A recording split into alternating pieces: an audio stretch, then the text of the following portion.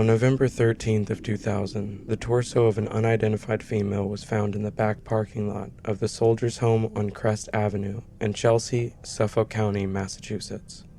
The dismembered remains had been wrapped in a carpet.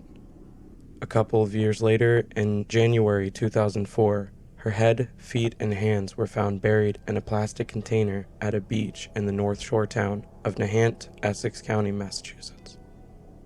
The remains were brought to the Massachusetts office of the chief medical examiner for examination, where it was determined Jane Doe had likely died 24 hours to being found. Despite the state of the remains, it was determined her death was a result of strangulation. The deceased is described as a medium to light-skinned black female with possible East Indian, Cape Verdean, or Asian descent. She was likely between the ages of 17 and 25. She was petite with good muscle tone, standing around 5 to 5'5", and weighed between 100 to 130 pounds. She was wearing a wig when found, and her natural hair color is described as short and brown to black color with a reddish tint. Due to the state of her remains, her eye color is unknown. Her toenails were painted with purple nail polish. She had a slight overbite, which might not have been noticeable to others, and several dental fillings, indicating she had been to the dentist at one point in her life. Surveillance footage showed a man named Eugene McCollom dumping Jane Doe's body. He was arrested on August 30th, 2001, and admitted to the murder and dismemberment of the deceased.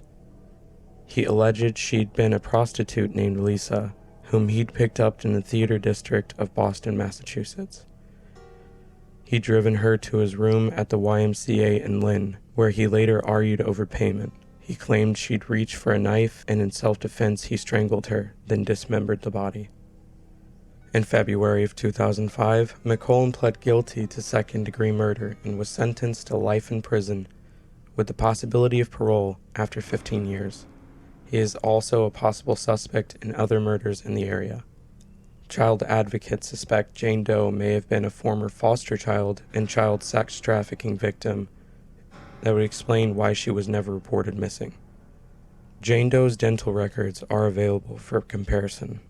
Those with information regarding to the identity of Jane Doe are asked to contact the Massachusetts State Police at either 505-820-2121 or 987-745-8908.